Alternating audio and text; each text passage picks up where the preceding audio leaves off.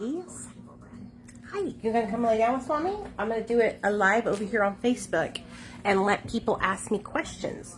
So come on in here, Rockiana. Come on over here. You gonna sit down with mama? Hey guys. So I thought I would pop on, me and Rockiana, and since we just hit 106,000 followers here on Facebook today, I thought I would come on and let you guys ask me some questions to get to know me. So yeah, that's what we're gonna do. If you have any questions about addiction, recovery, my life, my story, how I got sober, I'm gonna sit down here so y'all can see me because I got the light on right there. My story, how I got sober, all that good stuff, come on in. You can ask me anything. Right, Rocky? So, ask me anything. Questions and answers. Oop. There we go. Hey guys, what's up everybody? So, like I said, we just hit 106,000 of you guys here on my Facebook account.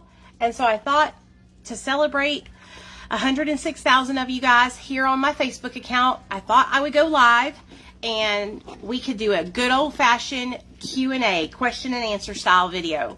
So, I guess what I'll do, until you guys start asking questions, I will kind of just start out by asking some questions I think that you would want to know. Okay? Right, Rocky?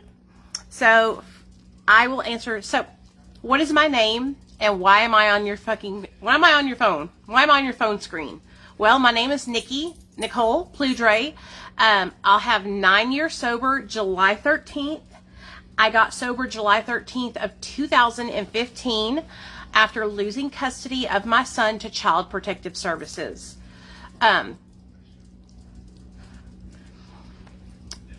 I had been in active addiction for almost 20 years, about 17 years. Come here, baby. And losing custody of my son was the literal worst moment of my life. It was the worst moment of my life, but it was also the beginning of the rest of my life. If you guys are new in my life, please give me a follow, like this video, share this video, and invite your friends. Like this video, share this video, and invite your friends. I got a headache.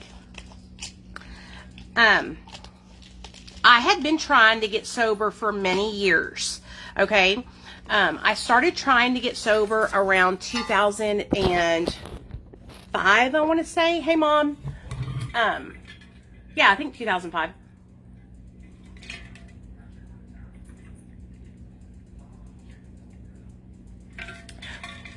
Sorry about that. I had always, the reason why I struggled with addiction and what led me to addiction was my lack of self-worth and self-love. It wasn't anything that my family could have fixed. It wasn't anything that my parents did wrong. It was just something that I internally struggled with as a young girl. And as a result of that insecurity, I chose to start using substances. And when I chose to start using substances, I lost control pretty quickly. The first substance that I ever abused was food. It was food before I ever picked up a drink or a drug. Yes, I'm open to do guest speaking anytime. If you guys want to have me on, just reach out to me. I love doing that. It's one of my passions, is sharing my story and doing public speaking. Before I ever started abusing drugs, I was abusing food.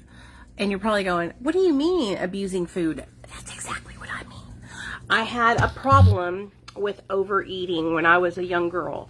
And instead of addressing my problem head on and and changing my behaviors around food because I had a problem with binge eating.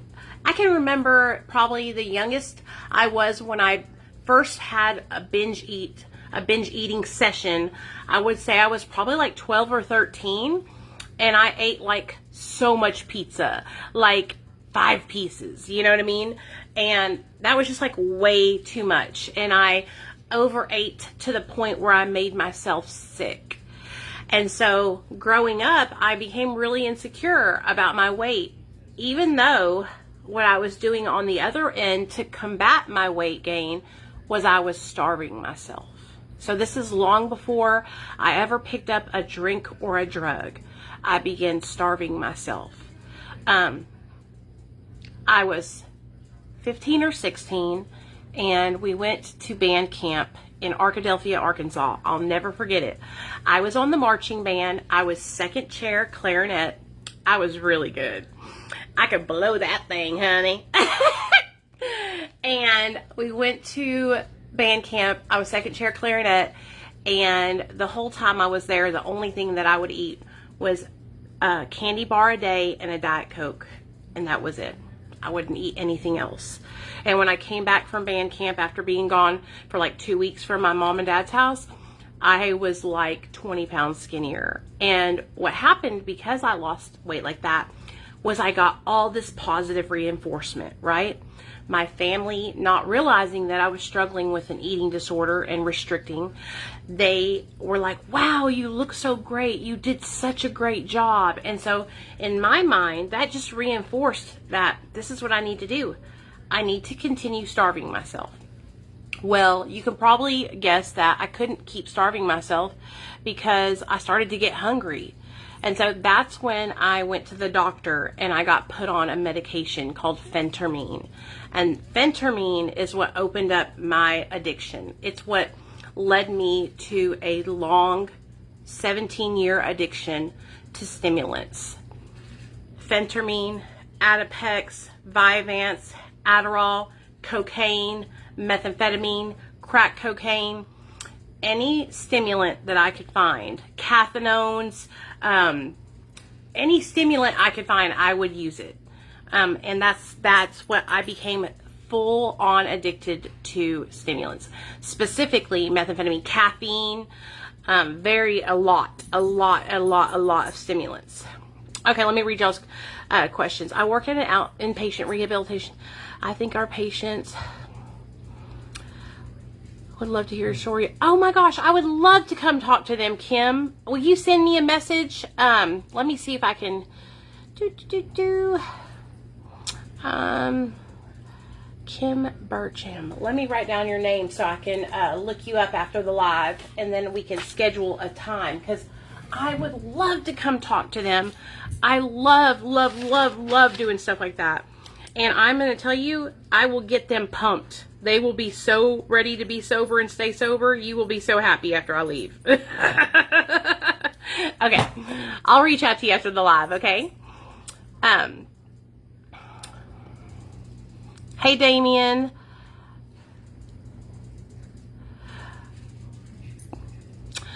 I love you, and your early brought me out of my shell. I was gone and out there on meth for 7 years, and even went to prison for 2.5 years. Got out and began using right away. I decided to go to rehab in California, and it took a bit, but I've been sober for 10 months now. I hadn't seen my kids for 6 years, and now we have an apartment, and they live with me. That is such an amazing testimony, Holly. I am so proud of you, girl. So proud of you. That is such a huge accomplishment. And I want everybody to know, I know exactly what it's like to lose your kids. I know how scary it is. When I lost Nathaniel, which y'all just seen him walk in. Say hi, Nate. Hi. When that happened to me, he doesn't remember, but he knows about it. I have been completely transparent with my son about my past. Even though he was so young, he doesn't have any memory of any of it. When I lost Nathaniel, it was the worst day of my life. The worst day. It was the scariest, worst, depressing, overwhelming. Like, I didn't know if I would ever see my son again. I knew that I was going to fight for him, but I didn't know if I would be able to win. Um,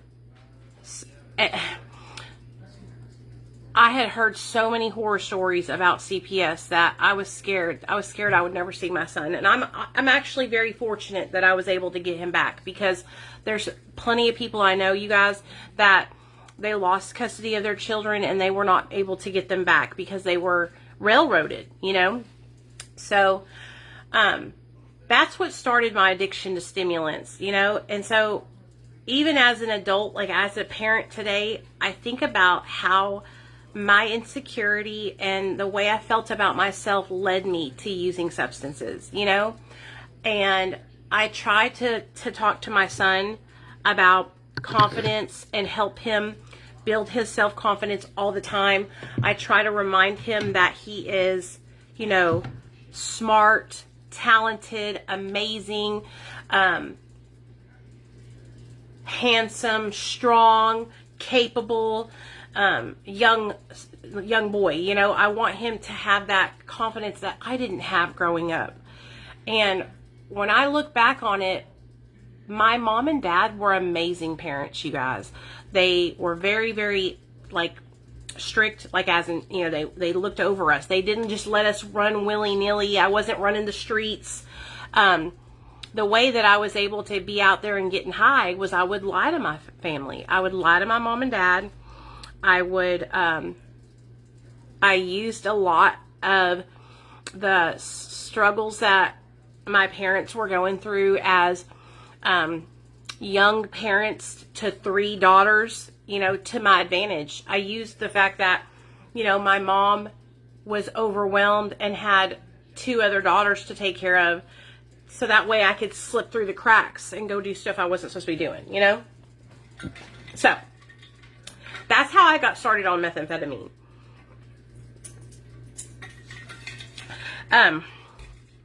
Can you all believe that I can't believe we hit 106,000 people on this Facebook account. Like, I don't think you guys understand.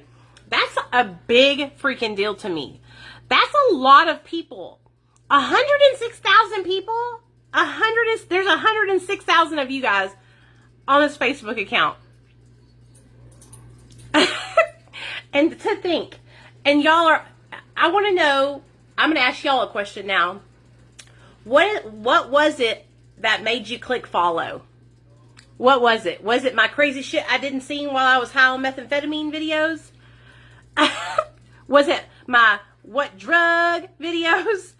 Was it my addiction and pregnancy videos? Like, I would love to know what made you click follow on my account, because I'm sure it would be an interesting thing to hear about from you guys.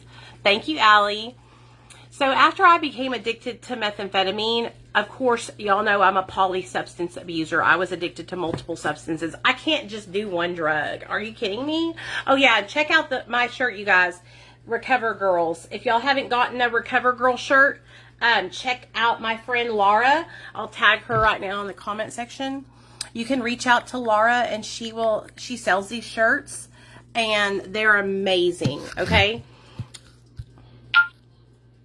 So you can check these shirts out, Laura Stevens, and she will get you one. And the Recover Girl shirts, and the group is an all-women's group. So if you feel more comfortable in a women's group, you would love the group. Oh, that's awesome, Melinda. Thank you, Tiffany. I appreciate that. As somebody asked me today, you guys, on one of my pages, they have been commenting and asking me my opinion on naltrexone. And so I'm going to tell you guys my opinion. I made a short video about it, but I want to talk to you guys about it right now. So for those of you guys that don't know, naltrexone is used multiple ways to help people that struggle with addiction. Number one, naltrexone can be used to treat alcohol use disorder. Okay, it's a once-a-month injection, Vivitrol. Okay, and it helps with alcohol cravings and that kind of thing.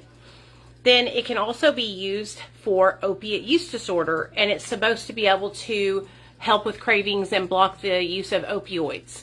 And then it can also be combined, naltrexone with bupropion, which is Wellbutrin, can be those two medications combined to treat methamphetamine addiction. But that treatment for methamphetamine addiction isn't as widely known and not as widely practiced as Vivitrol is. Okay? And so my opinion on naltrexone is it's not very effective when treating cravings for opiate use disorder in comparison to something like Suboxone. And the reason why I say that is because naltrexone doesn't have any kind of opioid in it.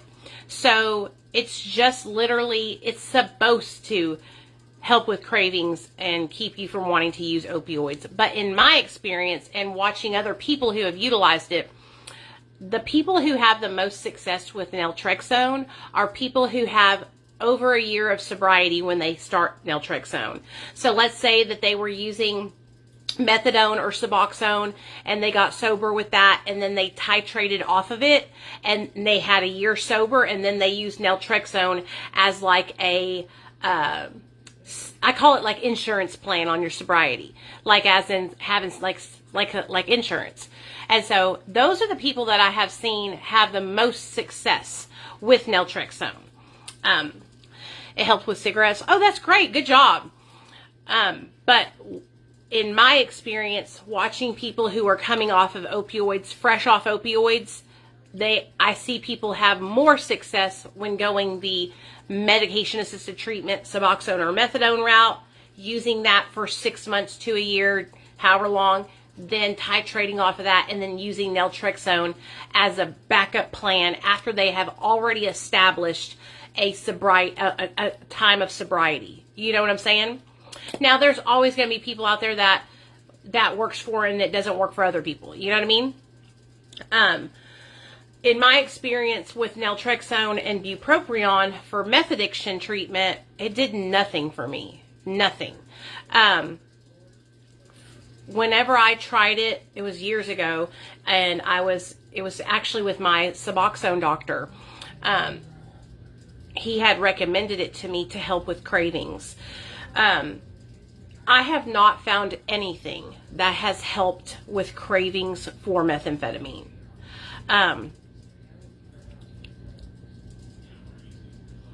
I have taken medication that is like a stimulant-based medication, and even that it wasn't enough.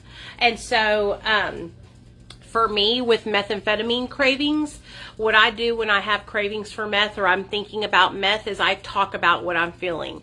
And that's what helps me overcome the way I'm feeling, is to talk about how I'm feeling, what I'm going through, why I'm feeling it. Most of the time, if I'm having a craving for meth, it's because I'm stressed out. It's because I'm tired, and I will think in my mind, I need energy. That's one of the main precursors to me having a thought about using meth, is being tired.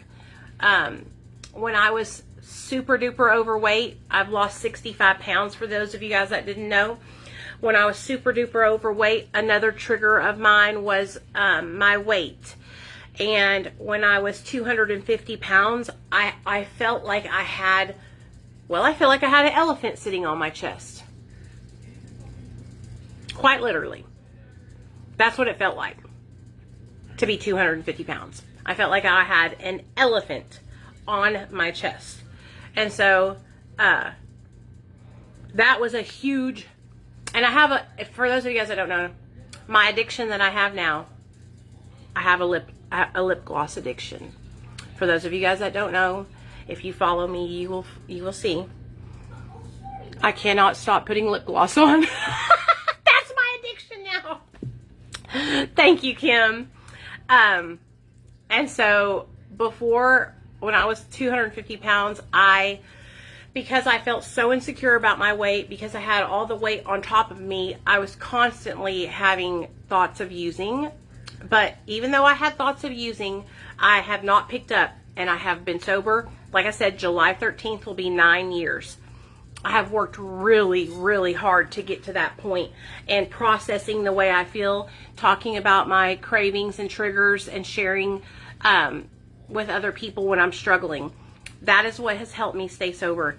If I didn't talk about what I was going through, I wouldn't be sober today. Talking about what I'm going through, reaching out for help, being honest about the things I'm struggling with is what has kept me sober. At first, it was hard to tell those things because I was ashamed and I was embarrassed, you know? I didn't want to tell people when I was struggling because I felt like I should know. I should be able to stay sober without any help. I've been doing this long enough. I've been trying to get sober long enough. I should have this shit in the bag, right? Your mind it can be your greatest asset or it can be your biggest enemy. And for me, a person that struggled with addiction, for the longest time, my mind was my enemy. It was always against me. It was always telling me, oh, you can't do that. You won't do that. You're not good enough to do that. No one will care if you do that. And I had to start shifting my perspective of myself, first of all, because the reason why I was so down on myself was because I believed I couldn't do it. Same with when I started to do my weight loss journey. I believed I couldn't lose the weight. I would count myself out before I even got started. You know, once I decided to really start honing in and change the food I put in my mouth and really focus on my nutrition, that's when I was able to start seeing real success with my losing weight. You know what I mean? But my mind would tell me, you can't do it. You'll never be able to overcome that. 250 pounds, you'll never see the 100s. I remember I thought, I'll never be in the 100s again. I told myself that over and over again. I had literally given up on becoming in the 100s again. And then when I hit the 100s this year, it was like, holy, I'm doing it. I'm doing it. That's my mom. All lies. She's talking about me being thinking that I can't do things. That's my mama. Yeah, my mind would tell me lies. My mind would tell me that I wouldn't be able to overcome things, that I wouldn't be able to lose the weight. And so that's what I mean when I'm telling you guys, like, your mind can be your greatest asset, or it can be something that works against you. Don't let it work against you, you know? And so, once I started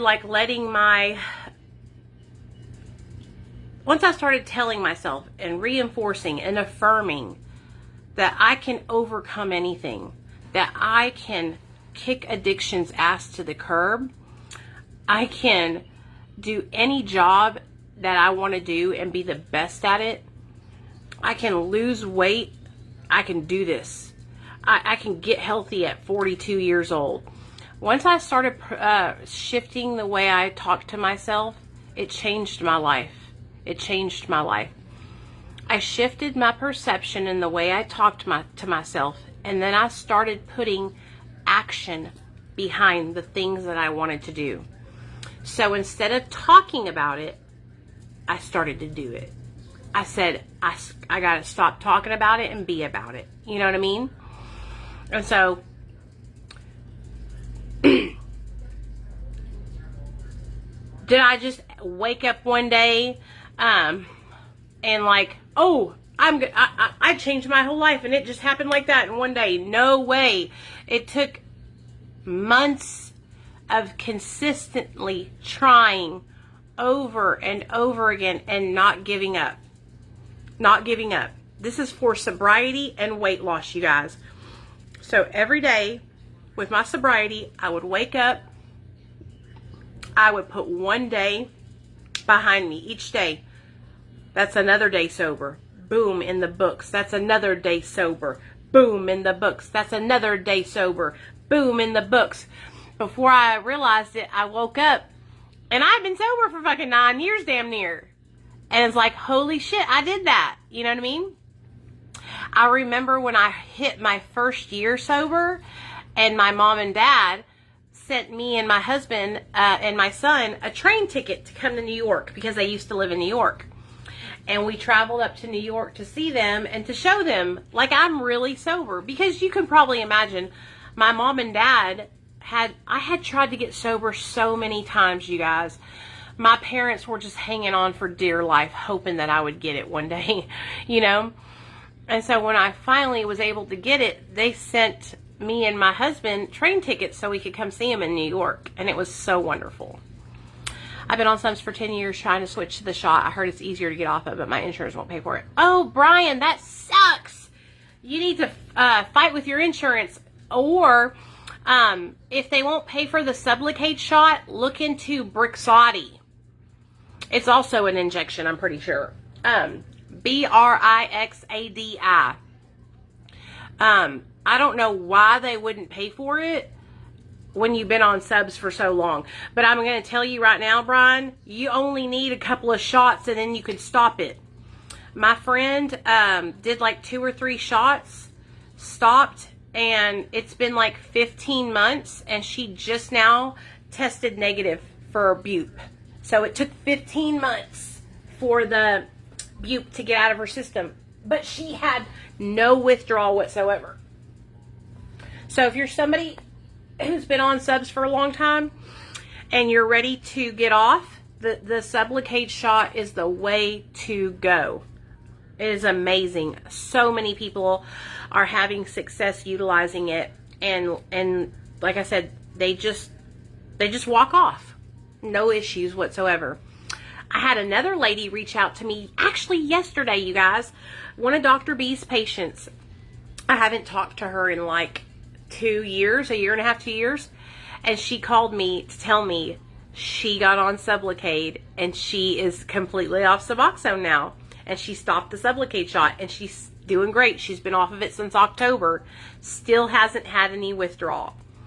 And so I love being able to come on here and tell you guys these success stories because it's so amazing. Yeah, you could switch from Suboxone to Sublocade. Now, if you're talking about methadone to Sublocade, you would need to go off of methadone for at least 6 days, get on Suboxone, stay on Suboxone for 2 weeks to a month, and then transition on to Sublocade. So it would be a couple extra steps, you know, methadone to Suboxone, Suboxone to Sublocade. Yeah, you would have to get on Suboxone for 2 weeks to 30 days in order to be able to get on Sublocade. But when I tell you, it's worth it. The way Dr. B does it, like I said, is you titrate down on your methadone till you get down real low, and then you jump off and you stay off for 6 days. Then you can start taking 2 milligrams of Suboxone. On the 7th day, you take 2 milligrams. Wait, make sure you feel okay, then take the rest of it and take 8 milligrams for about a month, and then you can switch to the shot. Aaron, I totally understand. I ran into that situation here in Arkansas as well. I'm on a really tiny amount of Suboxone, like very small, under a milligram. And so I've had issues finding a doctor to tweak the dose of Sublocade. So that's why I've just stayed on the little amount that I'm on. But if it leads you to being able to get off, that's the end goal. But you got to be ready. If you're not ready to do that, then don't worry about it, honey. You know what I'm saying? But no, I don't know of any transition for methadone. A lot of people ask me that about methadone. I wish there was a medication that you guys could get. Maybe they're making one. Who knows? They could be making a methadone injection. That would be cool, huh?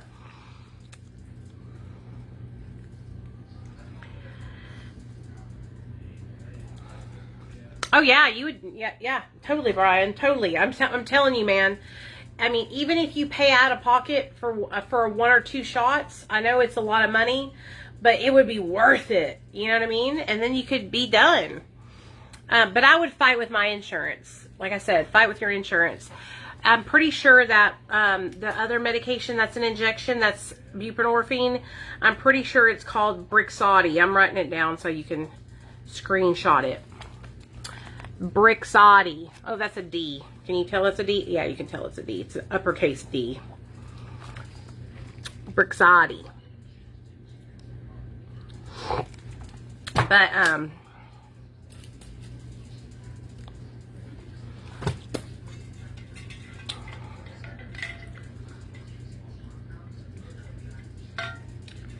I'm 100% ready to do that, to do Sublocade. I just need to find a doctor, because me and my husband were actually talking about it yesterday.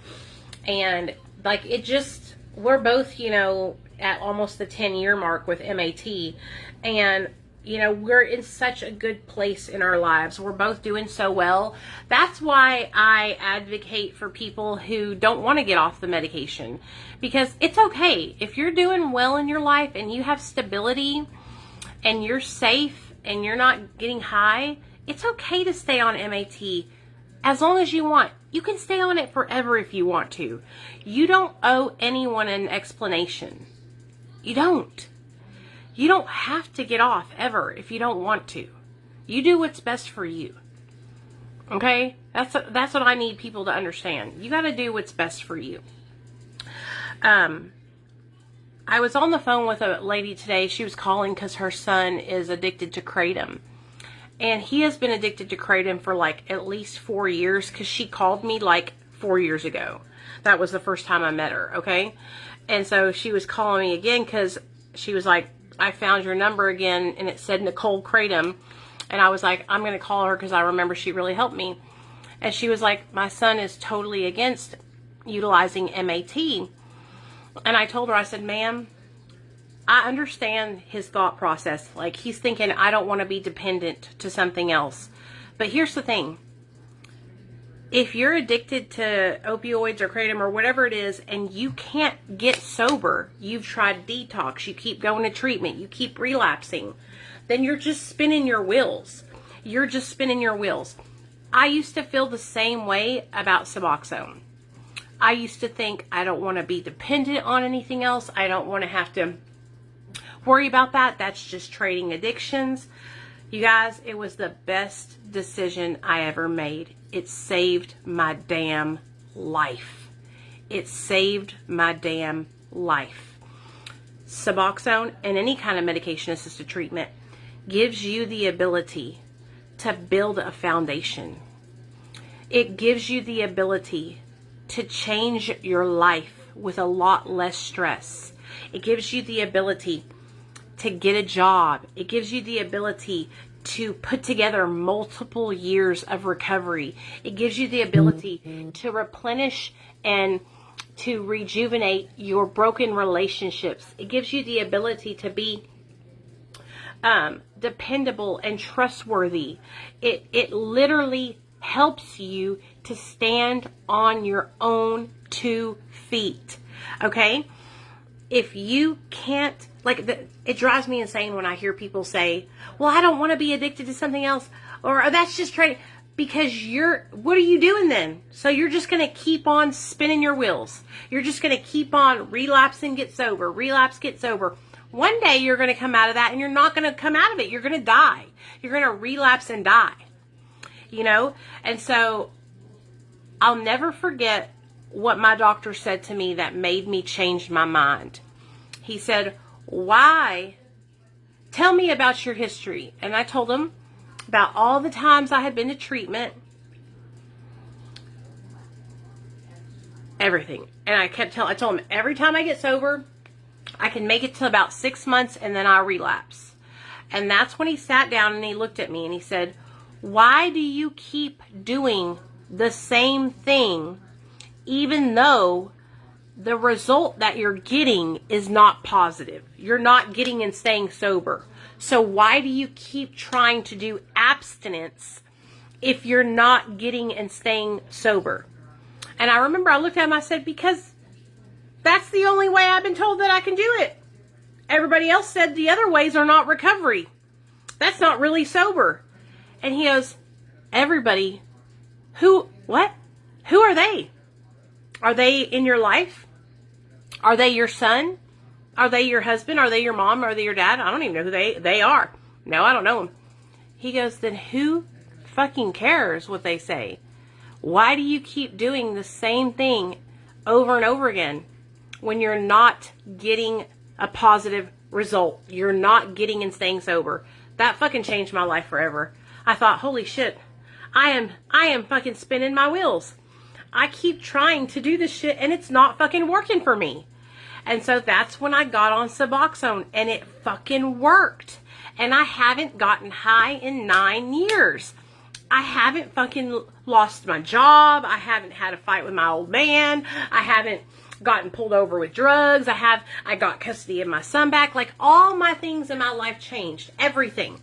And it's like, oh my gosh, why didn't I do this sooner? Why did I let the judgment of others affect me? Why? Why did I let other people telling me that I wasn't in recovery keep me from getting into recovery? I cannot believe I let that do that. You seem to glorify meth use a little too much, in my opinion. But you're clean now, and it's all that matters. Hey, Anthony. Anthony, you think my tails, these are the tales, the methamphetamine tales. These are the tales I tell so well. Crazy shit I didn't see when I was high on methamphetamine. You think that me talking about hallucinating, talking to Cy from Duck Dynasty out of a trailer vent for 8 hours, stuck in a recliner, scared out of my motherfucking mind, going into a coma for 7 days is glorification? Well, baby, if that's glorification, baby, I don't know what I'm doing. I must be doing something wrong.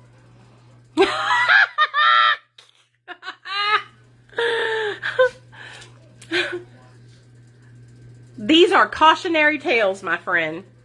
And if me talking about the crazy shit that I hallucinated makes you want to go out and do meth, hey, that's a you problem, not a me problem.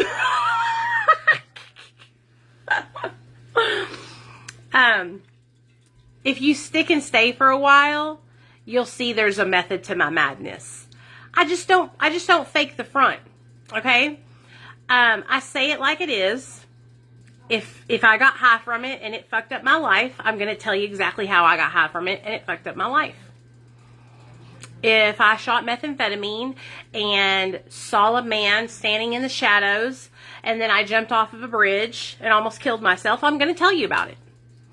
And so, a lot of people confuse me being honest about my experience shooting meth because it makes them uncomfortable. It makes them uncomfortable to hear me be able to speak so freely about something that used to have me chained like a slave. I was a slave to methamphetamine for almost 20 years. It was my God. I didn't go a day without using it. It ruined my life. I lost custody of my son because of methamphetamine. I lost countless relationships because of methamphetamine. If me being honest about that is glorification, like I said, I don't know what I need to go back to the drawing board. You know?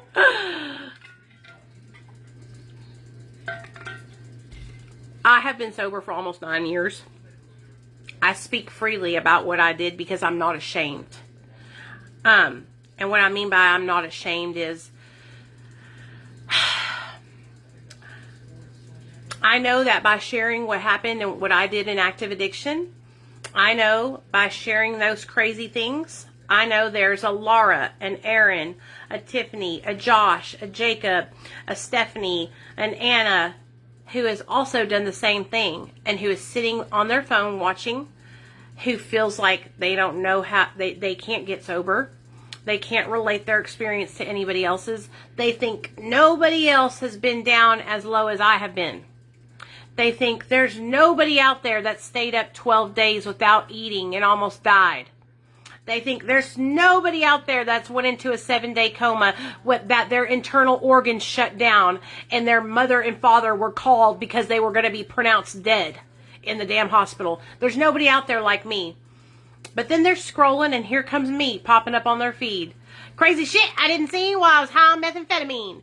That's going to stop you in your tracks when you see my fucking content and you hear my hook at the beginning. It stops you dead in your tracks. You can't help but listen to what I got to say. Because one, it's so fucking crazy that I'm talking about shooting methamphetamine on the internet. And two, it's like, wait a second. I used to do that shit. Let me hear what this girl has to say. She used to shoot meth and she looks like that? She used to shoot meth and she has a full-time job? She used to shoot meth and she has custody of her son back? She used to shoot meth and she has a home to live in? Wow, she used to shoot meth and she's got her teeth? So, I share these things. Not because I thought it was the most fun in you guys, I would be lying to you if I said I never had fun getting high. I used to love getting high. That's why I did it for so long. But it got to a point where it ruined my life. That's how drugs get you. Because they feel good. When you first use substances, they make you feel good. That's the whole point. What I'm trying to share with you is that there's a point that you cross and you don't want to make that mistake like I did. You don't want to start drugs in the first place. So that way you don't have to cross that road. You know what I'm saying? You don't got to cross that you don't got to get to that crossroads where you're like, damn, I did meth. Now I like it so much and I'm stuck. I'm trying to teach you guys and show you guys, you don't ever want to fucking try that shit. If you don't try it, you don't never have to worry about it. Ever. You know what I mean?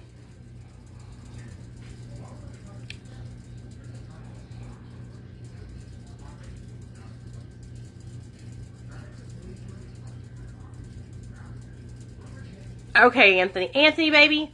Look at me, Anthony. If you can do it better, go do it. I'm going to be kind to you because, like I said, your definition of boasting and bragging is skewed, baby. It's skewed. Okay? My content might not be for you. All right? You might not be at a place where you can hear what I'm saying, and that's okay. Okay? So, if you think you can do better, go do it better. I've been doing this for 6 years online. And I've built a pretty large following.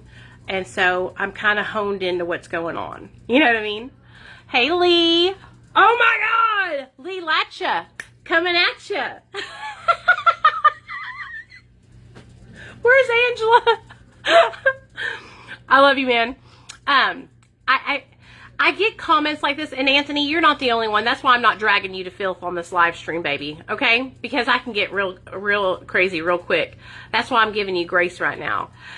Because there's a lot of people who comment this, and it's because they are uncomfortable because I'm being so fucking for real about my past and what I used to do.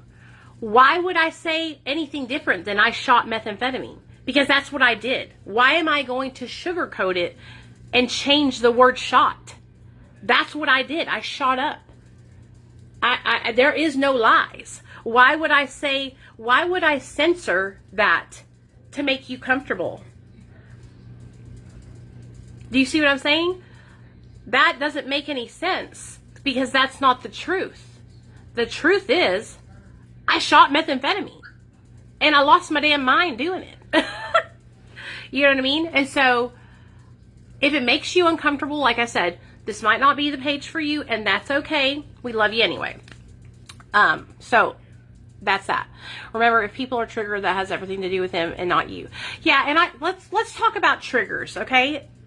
People being triggered, because that's like a huge thing in today's society.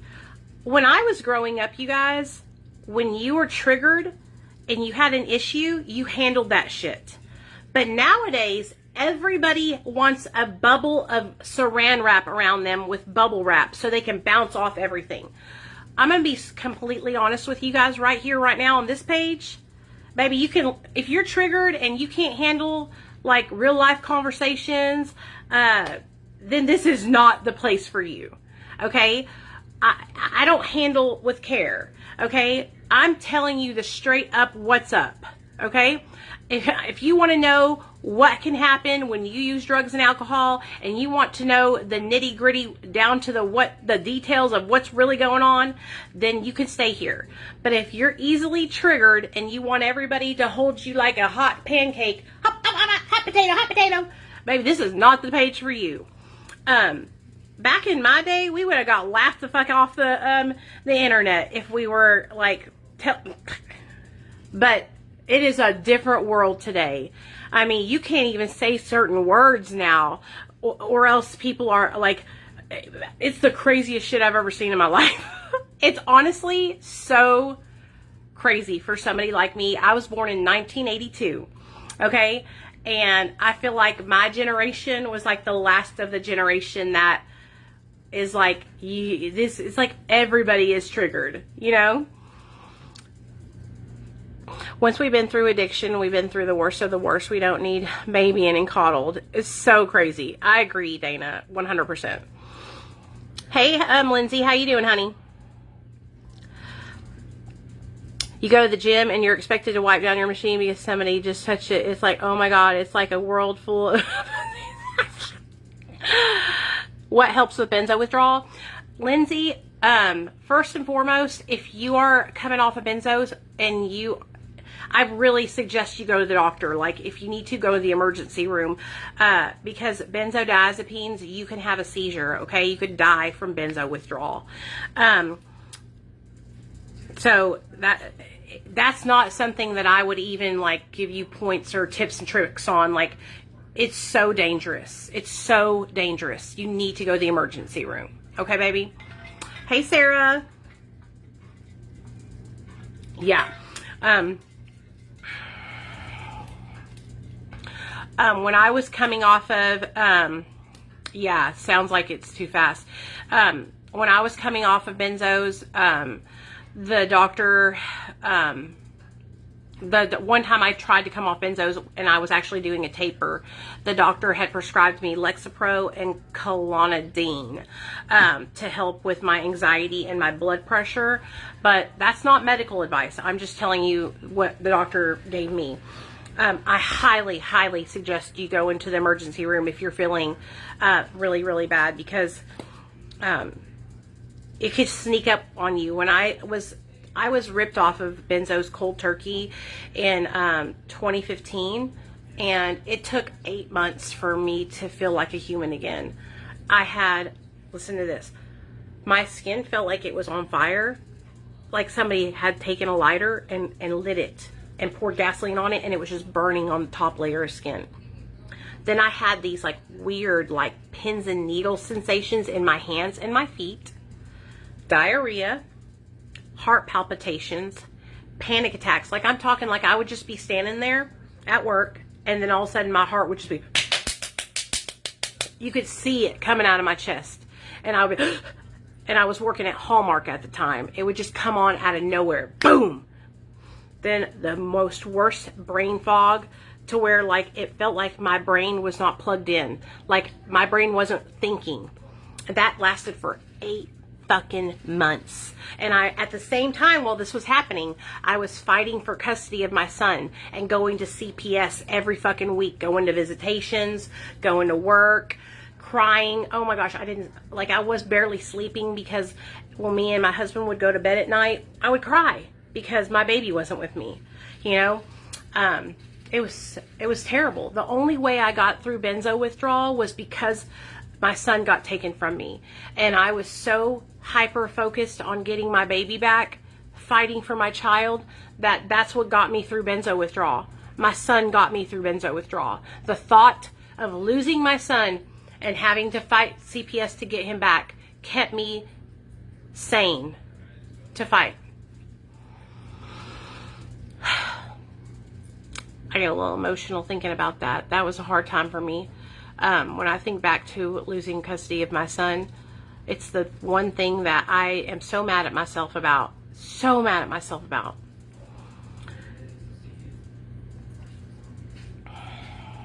Yeah, Lucimira is basically like, it's the same kind of medication as Clonidine, just so you know. They're very similar. And so, yeah.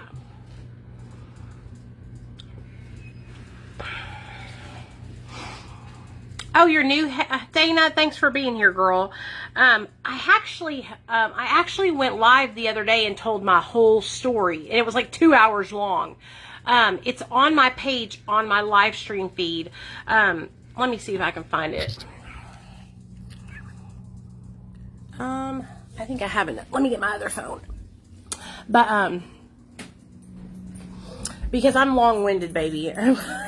I'll be telling my story with y'all for 3 hours if I start now. Oh, what is this? Baby Jesus is this? What are you playing, buddy? There's big item cases. Cool. Okay, hold on. I want to. I'll get the live stream and link it for y'all. Because I did tell my story. But I want you guys to understand, like, I would never come on here and make content to, like, purposely, excuse me, trigger or upset anybody. I'm just, like I said, I'm just very blunt when I share my stories. And so when I'm sharing, I'm just going to share it like it is, you know? And so my story is very, it's really hardcore. I did some really fucked up shit at my active addiction.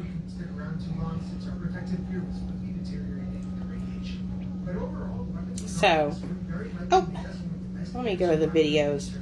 Boop, videos. After a successful Tuesday run, we made our way back to base, positive all around, and made our way further south from the coast. Because of the hard nature of the server, it did seem that most survivors decided to live on the coast instead of heading inland, so this was our best bet for finding another base raid. Sharing my story. Here it is. Let me get the link. Copy link. Okay, and then I'll bring it over here to this live. Okay, y'all, here's my story. My story. Boom. Boop. Boop. There you go. I just put it in the comment section for y'all.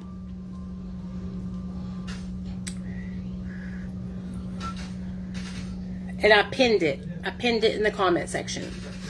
So,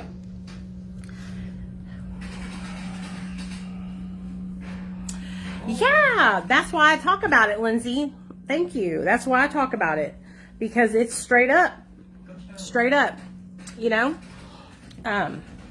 Like I said, my intent is never to trigger anybody or make you feel uncomfortable. But I am not going to lie. I'm not going to sugarcoat things. Addiction is not sweet, you know?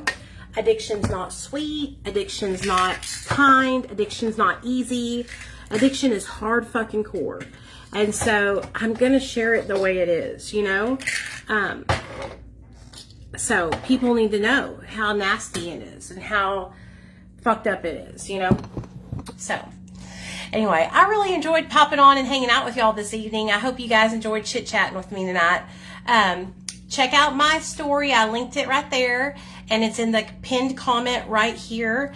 And I really, really, really appreciate you guys for supporting me. It means so much to me. And I will pop on tomorrow and do a live. I've been trying to do one every evening with you guys. Love you too, Laura. Laura, you guys, like I was telling y'all, if y'all want to get yourselves a Recover Girl shirt, hit up my girl, Laura Stevens, right here. You can get them from her. They're super cute. Security, baby. I love them. So check out her, go to her Facebook group. It's called What Recover Girls Need in Recovery. It's an all women's group, and I really love that about it because, you know, there's so many groups on here, and I love you guys too. The men, we love you guys, but a lot of the times y'all be creeping up in our DMs, and we ain't trying to do that shit in early recovery. We're trying to stay sober. Okay? Okay. So it's an all women's group if you guys are interested in joining, okay? Okay, it's called What Recover Girls Need in Recovery. All right. Love y'all. See y'all tomorrow night.